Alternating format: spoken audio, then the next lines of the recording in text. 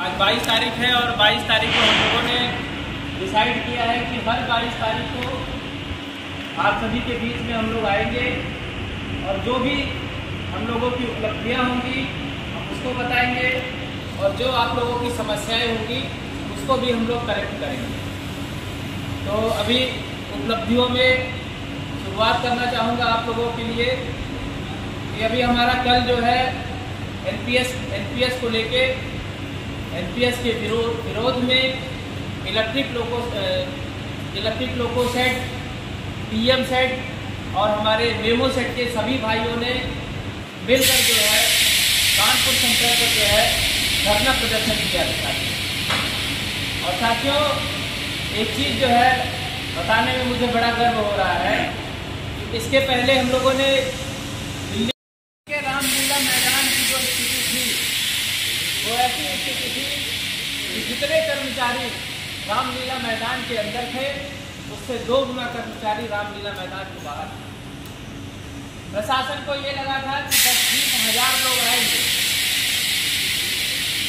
उसी हिसाब से 10-20 हज़ार के हिसाब से प्रशासन ने व्यवस्था कराई थी और सब दुनिया भर की व्यवस्था। लेकिन साथियों आपसे बताएं कि वहाँ लगभग 2.5 से 3 लाख कर्मचारी इकट्ठा हुए और वहाँ भी स्टेज छोटा पड़ा था। और कल जो हम लोग स्टेशन पे मीटिंग किए थे, स्टेशन पे भी जो है स्टेज छोटा पड़ गया था।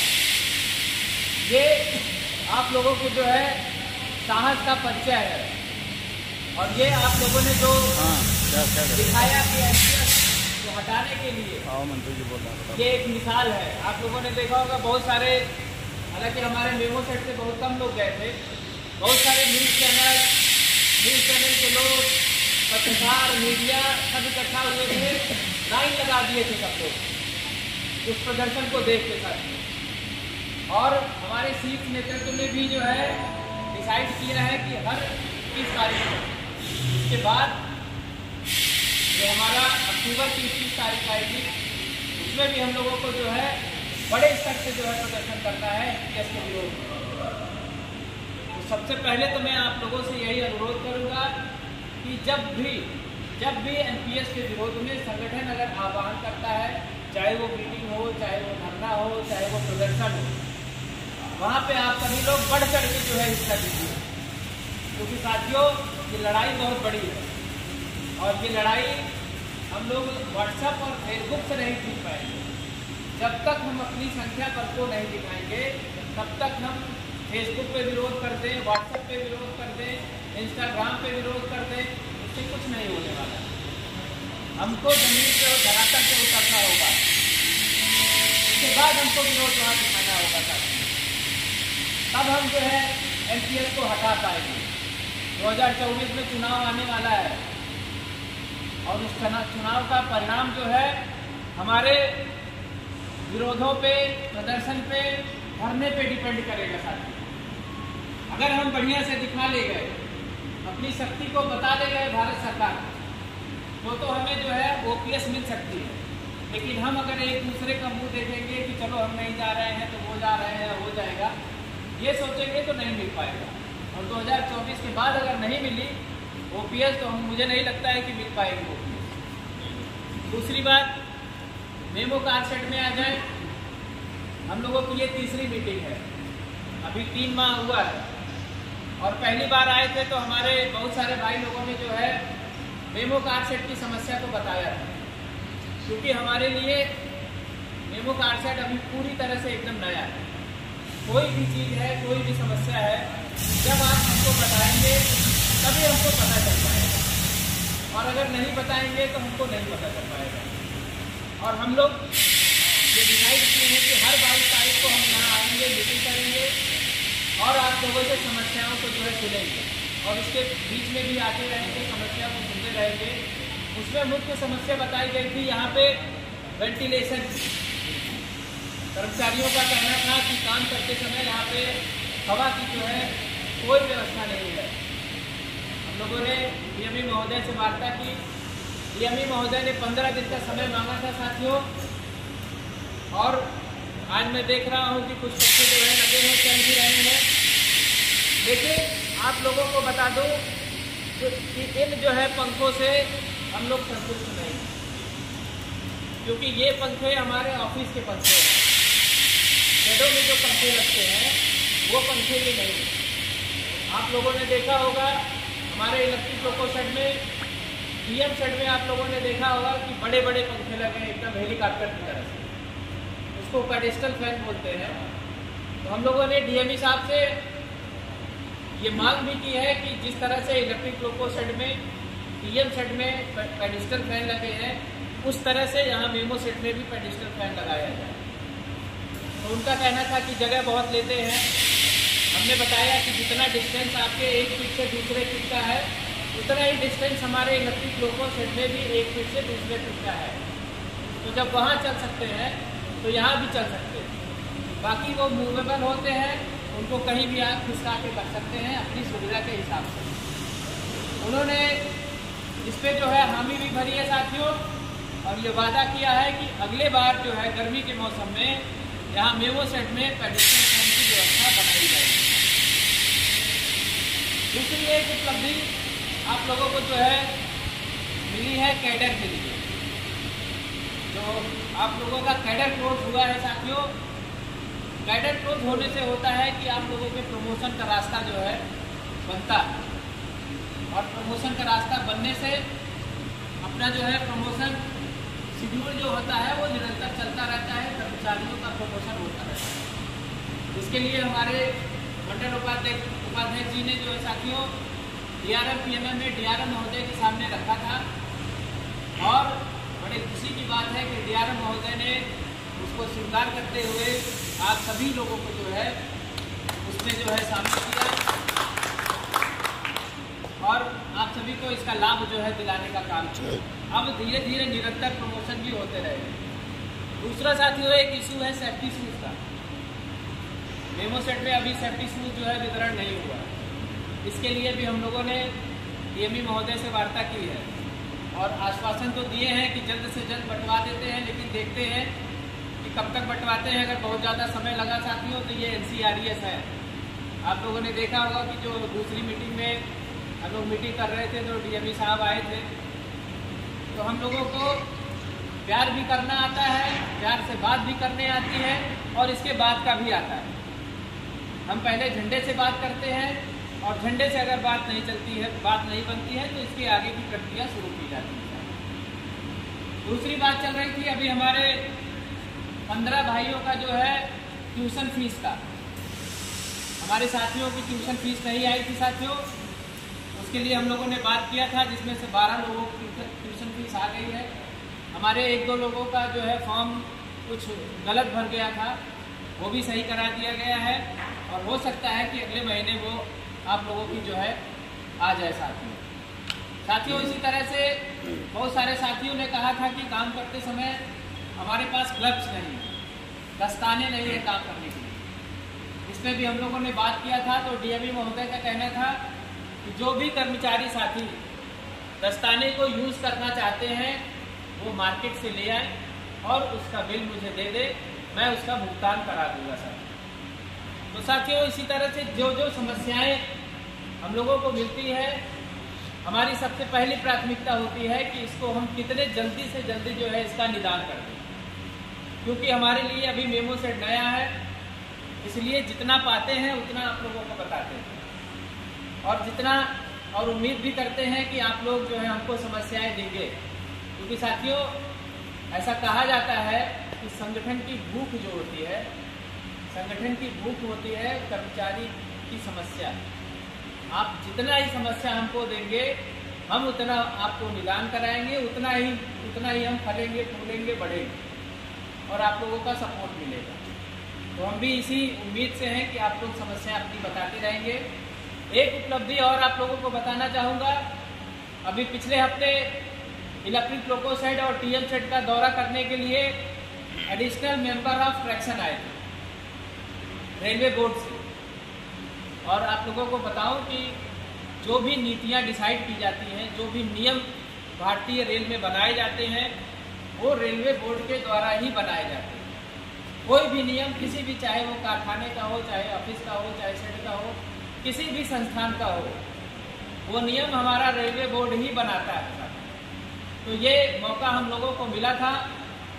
हम लोगों ने जो है रेलवे बोर्ड के एडिशनल मेंबर को जो है ज्ञापन दिया। उसमें साथियों सबसे पहला मुद्दा हम लोगों ने डाला था, हमारे बहुत सारे कर्मचारी साथी जो हैं जो आरआरबी आरआरसी से आए हुए हैं, इनके माता पिता को ना तो पास की सुविधा मिलती है ना मेडिकल की सुविधा मिलती है। ये सबसे बड़ी समस्या थी साथियों, क्योंकि माँ बाप अगर बच्चे को पाल पोस के बड़ा करता है तो इस उम्मीद से करता है कि बच्चा हमारा बड़ा होगा तो हमारी सेवा करेगा, नौकरी चाकरी करेगा तो हमारी सेवा करेगा। साथियों हमारी रेल की नौकरी जो है मिडिल क्लास की नौकरी माना जाता है, और मुझे नहीं लगता है कि अगर हमारे माँ बाप की तबीयत खराब होती है, अगर 2-4 दिन के लिए अगर रिजेंसी अस्पताल या मदुराज किसी भी अच्छे अस्पताल में अगर भर्ती कराना पड़ा, तो मुझे नहीं लगता है कि हम लोग प्रॉपर जो है इलाज करा पाएंगे, क्योंकि इतना पैसा लगता है कि इस नौकरी से संभव नहीं। इन सब मांगों को देखते हुए हम लोगों ने उनसे लिखित रूप से जो है मांग की है कि हमारे सभी कर्मचारियों के माता पिता को उनके पास में और उनको मेडिकल की सुविधा दी जाए सारी। इस पे उन्होंने बोला भी है कि ये आप लोगों का विचार बहुत अच्छा है, मुझे सुन के बहुत अच्छा लग रहा है, और मैं पूरी मतलब जान लगा दूंगा, पूरा प्रयास करूंगा कि आपकी मांगों को पूरा करने की। अगली साथियों हमारी मांग थी वर्दी भत्ते की, क्योंकि हमारा मेमो कार्ड सेट नया है लेकिन हमारे कर्मचारी नए नहीं, कुछ कर्मचारियों को छोड़ के हमारे सभी कर्मचारी पुराने।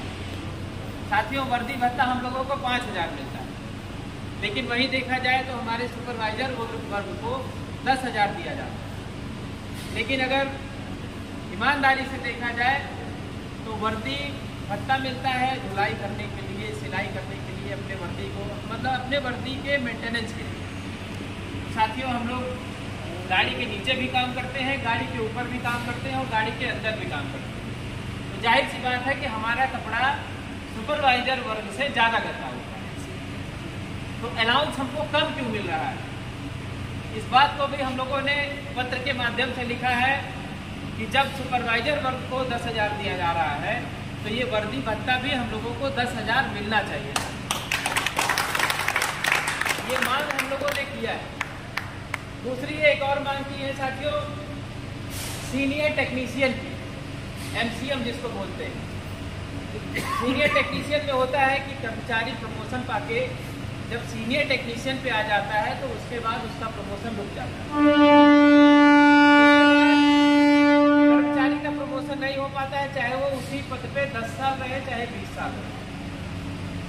और प्रमोशन भारतीय रेल में ये माना जाता है कि प्रमोशन करने से कर्मचारी का उत्साह वर्धन होता है।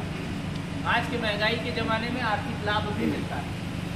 हम लोगों ने डिमांड किया है कि सीनियर टेक्नीशियन के बाद भी रेलवे बोर्ड कुछ ऐसा नियम बनाए, कुछ ऐसी तरकीब लाए कि हमारे कर्मचारियों को इसके बाद भी प्रमोशन मिलने का प्रावधान बनाया जाए, जिससे कर्मचारी का उत्साह वर्धन होता रहे साथियों। क्योंकि 4200 के बाद फिर आगे आप टैलेंटेड कोटे से निकालते हैं, तभी आप JEE SSC बन पाएंगे, नहीं तो इसके बाद प्रमोशन नहीं है। इस पर भी जो है उन्होंने विचार किया था साथियों। अगली मांग थी रेलवे आवास की, जो हमारे मेमो सेट की भी बहुत तगड़ी से है। जिस हिसाब से भारतीय रेल में और हमारे कानपुर परिक्षेत्र में कर्मचारी हैं उस हिसाब से आवास नहीं है, और जो आवास है वो बद से बदतर है, ना तो कायदे से मेंटेनेंस हो पा रहा है और ना ही कायदे से उनका रखरखाव या सरकार के द्वारा देखरेख हो पा रही है। IW के पास जाइए तो कहते हैं हमारे पास स्टाफ नहीं है, जब जोन वर्क आएगा तो काम होगा। साथियों परेशान कर्मचारी होता है और कोई परेशान नहीं होता है। तो इस पर भी हम लोगों ने डिमांड की है, और इस मुद्दे को हम लोगों ने DRM PNM में भी उठाया था साथियों। DRM महोदय ने आश्वासन दिया है कि RLDA के द्वारा निराला नगर ग्राउंड में लगभग 3,000 आवास बनाए जाएंगे। आप लोगों ने देखा होगा कि जब आप लोग प्रयागराज गए होंगे तो मल्टी स्टोरी जो है बनी हुई है, उसी तरह के आवास बनाए जाएंगे, और 3,000 आवास बनने के बाद ज़्यादातर हमारे कर्मचारियों की जो आवासीय समस्या है उससे निजात मिल जाएगी। ये सब मांगों को हम लोगों ने chairman, additional member of fraction के सामने रखी थी। और साथियों, आधे घंटे तक हम लोगों की वार्ता हुई। हमारे मंडल अध्यक्ष जी वहीं साथ में थे और उसमें उन्होंने बड़े ही मतलब जिसको कहा जाता है कि पॉजिटिव लेते हुए उन्होंने कहा कि आप लोगों की मांगें बहुत अच्छी हैं, आप लोगों ने डिमांड बहुत अच्छी रखी है। मैं इसको जाके बोर्ड में इसकी चर्चा करूंगा और पूरा प्रयास करूंगा कि इसको जो है 100% जो है फॉलो कराया जाए। एक चीज़ और बताना चाहूँगा साथियों, हमारे इलेक्ट्रिक लोको सेट में हमारी सिस्टर यूनियन भी है, NCRMU। कर्मचारी के लिए अगर बात होती है, काम करने की बात होती है, कर्मचारी के हित के लिए लड़ाई झगड़े की बात होती है, कर्मचारी के हित के लिए कोई भी बात होती है, तो हमेशा NCRES आगे आती है। हम लोग उनको घेरे थे, चेयरमैन ऑफ फ्रैक्शन को, लेकिन हमारे सिस्टर यूनियन वाले ऐसा लग रहा था कि जैसे कोई शिकारी आया हो, वो शिकार कर लेगा, सब तितर बितर होके भाग रहे हैं। वो भी एक जिम्मेदार संगठन है, क्या उनको नहीं चाहिए था कि एक ज्ञापन देना चाहिए था कर्मचारियों की समस्याओं को लेके? लेकिन अब यहाँ के बारे में तो मुझे ज़्यादा जानकारी नहीं है साथियों। वहाँ पे भी उनका मन नहीं हुआ कि हम कर्मचारियों के लिए कुछ दे दें। एक ही मांग कर दें, मान लीजिए NCRES अगर डिमांड कर रही है तो कम से कम हम एक आध मांग ही कर दें कि कहीं मुँह छुपाने के लिए जगह मिल जाएगी। लेकिन ऐसा कुछ नहीं हुआ साथियों, और बातें बहुत सारी जो है होती हैं। काम के लिए जब करने की बात होती है तो केवल NCRES जो है आप लोगों के बीच में आती है और आप लोगों को अभी काम भी करना है। मैं नहीं चाहता हूं कि बहुत ज़्यादा समय आप लोगों का लूँ, बस इसी उम्मीद से अपनी वाणी को समाप्त करूंगा कि जब भी आह्वान हो संगठन का, चाहे वो किसी भी क्षेत्र में हो, चाहे वो किसी भी स्तर का हो, NPS के विरोध में, मैं चाहूँगा कि आप सभी लोग जो है एकजुट होकर एक आवाज़ जो है हमेशा लगाएं और वहाँ एकत्रित हों, संगठन को मजबूत बनाने की कोशिश करें। और दूसरी बात है कि हमको वही है कि हमको भूख लगी है समस्याओं की, आप समस्या दीजिए, हम उसको जो है हल कराने में पूरा अपना जो है बल लगा देंगे, जो संभव हो सकता है वो कराएंगे। इसी के साथ मैं अपनी वाणी को विराम देता हूँ।